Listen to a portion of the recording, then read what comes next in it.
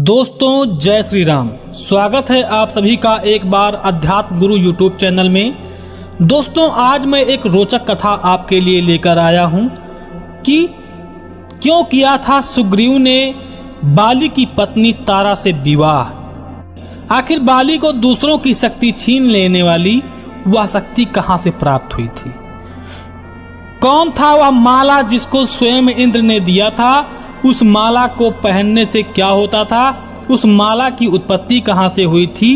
इन समस्त सवालों का जवाब मैं आज आपको इस वीडियो के माध्यम से देने वाला हूं। मित्रों, कथा शुरू करने से पहले आपसे निवेदन है कि अगर आप चैनल को पहली बार देख रहे हैं तो चैनल को सब्सक्राइब करके घंटी के निशान को दबाकर ऑल पर क्लिक कर दें, ताकि जो भी नया वीडियो बनाऊं तो उसकी सूचना आपको सबसे पहले मिल जाया करे। चलिए अब कथा की तरफ चलते हैं। दोस्तों कथा वहां से शुरू होती है जब माता सीता का रावण ने अपहरण कर लिया था। तो उस समय भगवान श्री राम बहुत व्यथित थे और बहुत दुखी थे। वो माता सबरी के पास गए। सबरी के आज्ञा अनुसार उन्होंने बताया कि ऋषि मुख पर्वत पर स्वयं महाराज सुग्रीव और उनके 4 मंत्री वहां पर निवास करते हैं। इस वजह से भगवान श्री राम ऋषि मुख पर्वत की तरफ आए और हनुमान जी से मिलकर फिर वो स्वयं सुग्रीव के समीप आ गए और फिर स्वयं सुग्रीव और भगवान श्री राम की मित्रता हो जाती है।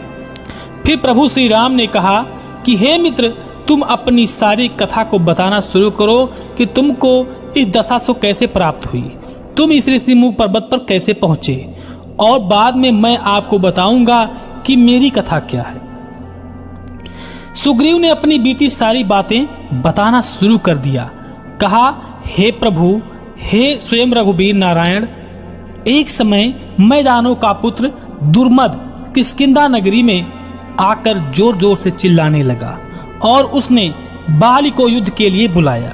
यह सुन बाली बाहर आया और उसने एक प्रचंड मुष्टिक का दुर्मद पर प्रहार किया। उससे व्याकुल होकर वह भागा और एक गुफा की ओर दौड़ा।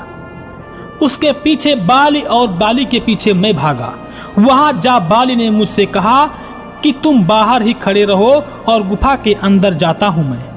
यदि 1 महीने तक बाहर ना आऊं तो मुझे मरा हुआ समझ लेना। इतना कहकर वह गुफा में प्रवेश कर गया।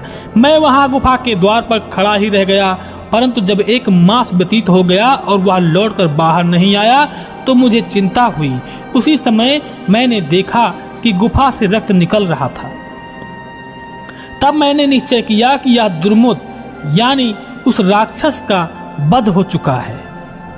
और उसी समय इधर किष्किंधा को शत्रुओं ने घेर लिया। जब मैंने यह समाचार सुना तो गुफा के द्वार को छोड़कर एक विशाल शिला उसी के सामने लाकर ढक दिया और निश्चय कर लिया कि अब दुर्मद का मार्ग अवरुद्ध हो गया है और वह यत्न करने के बाद भी बाहर नहीं निकल सकेगा। तब से अपनी किष्किंधा नगरी में मैं लौट आया। यहाँ मुझे देखते ही सारे शत्रु भाग खड़े हुए और मेरी इच्छा न रहने पर भी मंत्रियों ने मुझे भाई के पद पर बैठा दिया। तब पश्चात बाली शत्रु को मारकर घर आया और मुझे अपने पद एवं राज्य का आरूढ़ हुआ देखकर मार पीट कर उसी क्षण मुझे नगर से बाहर निकाल दिया। साथ ही सब देशों में उसने डुग्गी पिटवा दी कि जो मनुष्य सुग्रीव को शरण में रक्षा के लिए देगा। साथ ही उसने सारे देशों में जो भी राज्य थे सब में उसने डुग्गी पिटवा दिया कि जो सुग्रीव को शरण देगा, जो उसकी रक्षा करेगा, वह मेरा अपराधी होगा, उसका वध किया जाएगा।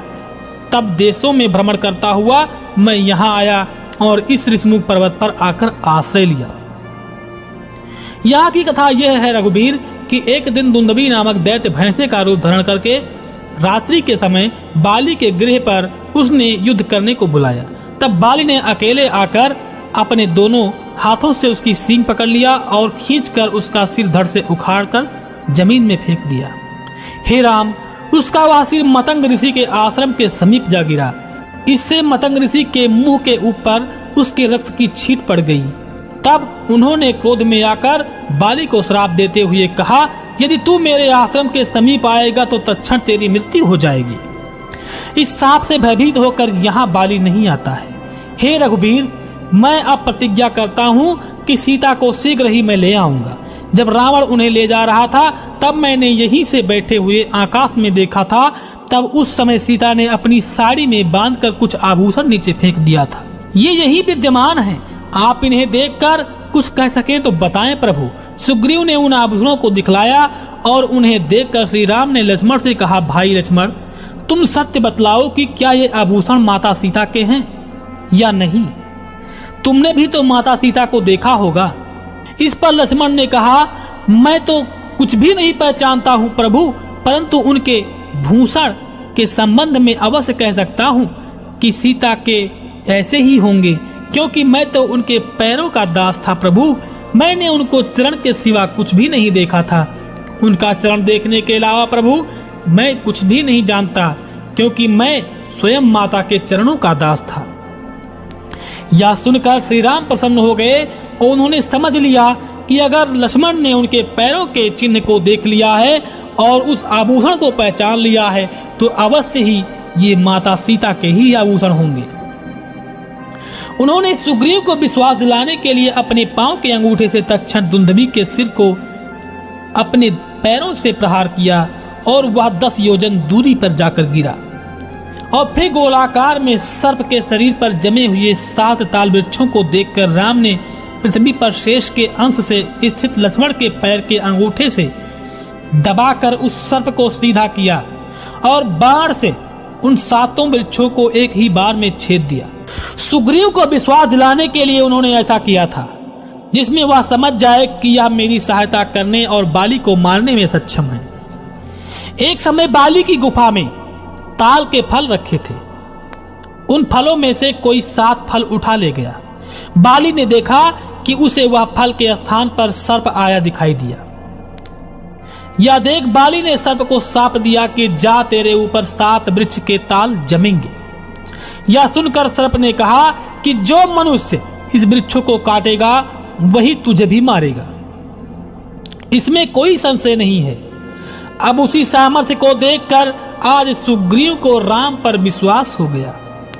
तब वह प्रसन्न होकर कहने लगा, पूर्व काल में इंद्र ने बाली को एक माला दिया था, जिसे शत्रुओं का युद्ध में वीर पराक्रम हत हो जाता है। यानी उस माला को पहनने से शत्रु का आधा बल छीन होकर बाली के पास चला आता है। वह माला पूर्व में अति दुष्कर तप करने से शिव द्वारा कश्यप ऋषि को प्राप्त हुई थी, क्योंकि स्वयं महर्षि कश्यप ने भगवान शिव की आराधना की थी, तो शिव ने प्रसन्न होकर उस माला को कश्यप ऋषि को दिया था और कश्यप ऋषि ने लेकर उसे अपने पुत्र इंद्र को दे दिया। उसी को इंद्र ने बाली को दे दिया। तब सप्रेम अर्पित उस माला को बाली ने सदैव अपने कंठ में पहने ही रखता था। तब उसकी बात को सुनकर श्री राम ने जिस बाण के द्वारा 7 ताल के वृक्षों को छेद कर साप से मुक्त किया था, उस सर्प से कहा कि तुम मेरी बात सुनो और किष्किंधा में जाकर रात्रि के समय जब बाली सोता हो तो उसके कंठ से उस सुंदर माला को हर लाओ। तब मैं तथास्तु ऐसा कहकर वह सर्प भगवान श्री राम की आज्ञा के अनुसार वह किष्किंधा नगरी में गया और बाली के सोते हुए उसके पलंग पर चढ़कर उस माला को लेकर प्रभु श्री राम के पास आ गया। और इसके बाद प्रभु श्री राम की आज्ञा के अनुसार सुग्रीव ने बाली के पास जाकर उसे युद्ध के लिए ललकारा। राम उसको देखते ही तथापि दोनों भाइयों को समान रूप देखकर भ्रम में पड़ गए और उन्होंने सोचा कहीं अपने मित्र सुग्रीव को न मार दूं इसी बाण से। इस आशंका से राम ने बाली पर बाण नहीं छोड़ा तो सुग्रीव वापस लौट कर आया और प्रभु श्री राम को बहुत भला बुरा कहने लगा। उसने कहा, अगर आपको बाली को मारना ही नहीं था तो मुझे युद्ध में भेजा क्यों मेरी मृत्यु का आप मेरा खुद दुश्मन बन रहे हैं। सुग्रीव के इस वाक्य को सुनकर स्वयं रघुवीर श्री राम ने भाई लक्ष्मण के द्वारा सुग्रीव के कंठ में पहचान के लिए माला बंधवा दिया। फिर उसे युद्ध करने के लिए भेजा। सुग्रीव ने जाकर बाली को ललकारा। उसे सुनकर बाली युद्ध को सन्नद्ध हुआ। तब तारा द्वारा प्रार्थना करने पर बाली से तारा बोली, हे नाथ, मैंने अंगद से सुना है कि आजकल राम वन में आए हुए हैं, जो एक वनवासी के रूप में हैं और वो महाराज दशरथ के पुत्र हैं जो अयोध्या के रहने वाले थे।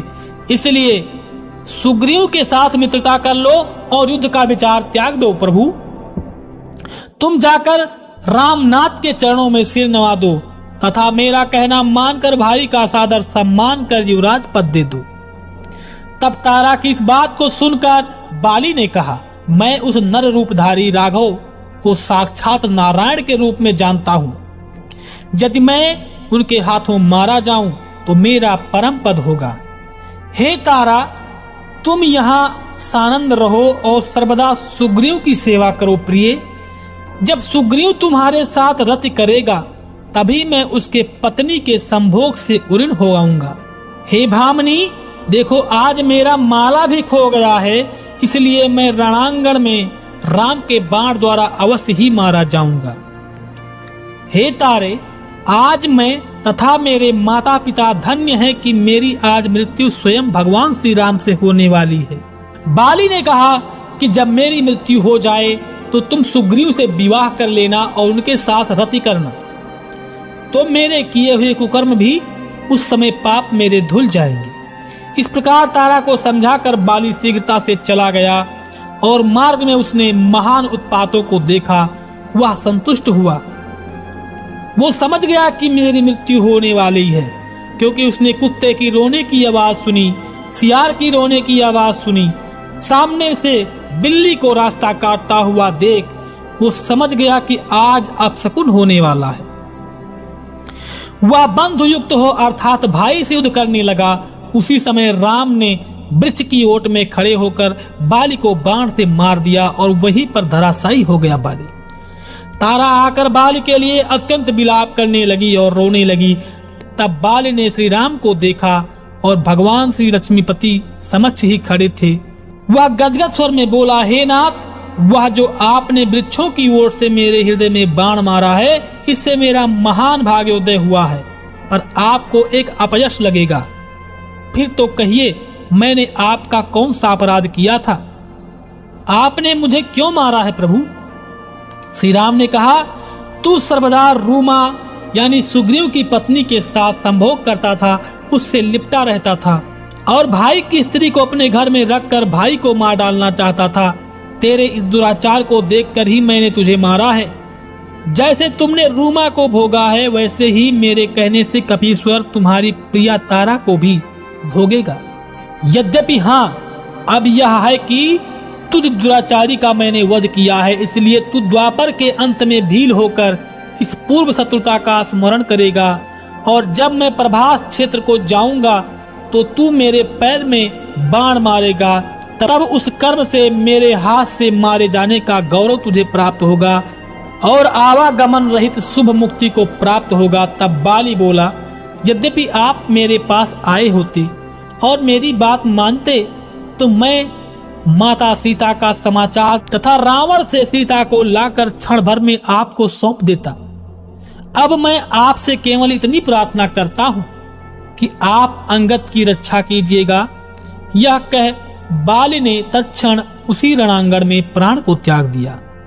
राम ने अंगद से उसके क्रियाकर्म करवाए। इसके पश्चात राम ने उस राज्य को ग्रहण करने के लिए सुग्रीव को भेज दिया। सुग्रीव वहां के राजा बने, अंगद वहां के युवराज बने, और भगवान श्री राम ने बाली से सहायता इसलिए नहीं लिया था क्योंकि रावण को मारना भी था। प्रभु श्री राम की एक लीला थी, वरना सुग्रीव की कोई जरूरत ही नहीं थी। लेकिन रावण को वरदान था कि नर और बंदर के हाथों मेरी मृत्यु हो सकती है और किसी के हाथों नहीं हो सकती। प्रभु श्री राम उस समय नर के रूप में थे और बाली सुग्रीव वानर के रूप में थे, और जो भी वानर थे वो सब देवताओं के अंश से प्रकट हुए थे। वो आजकल के बंदर नहीं थे। उस समय जितने भी बंदर थे वो सब देवताओं के अंश से हुए थे।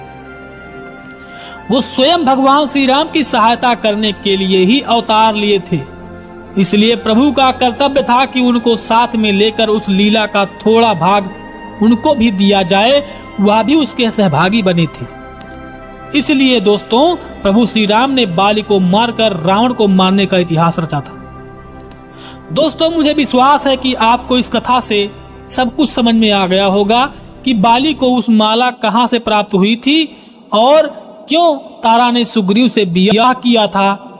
यह प्रसंग आनंद रामायण के सार कांड में उपलब्ध है, जो आप आनंद रामायण पढ़ सकते हैं। किताब का प्रकाशन है, जो उसके प्रकाशक हैं उनका नाम है रूपेश ठाकुर। दोस्तों, अगर आपको कथा अच्छी लगी हो तो वीडियो को लाइक करें, चैनल को सब्सक्राइब करें और ऐसे ही ज्ञानवर्धक प्रसंग के लिए हमारे चैनल से जुड़े रहें। अब लेते हैं विदा, मिलेंगे फिर ऐसे ही नई ज्ञानवर्धक कथा के साथ। तब तक के लिए जय श्री राम।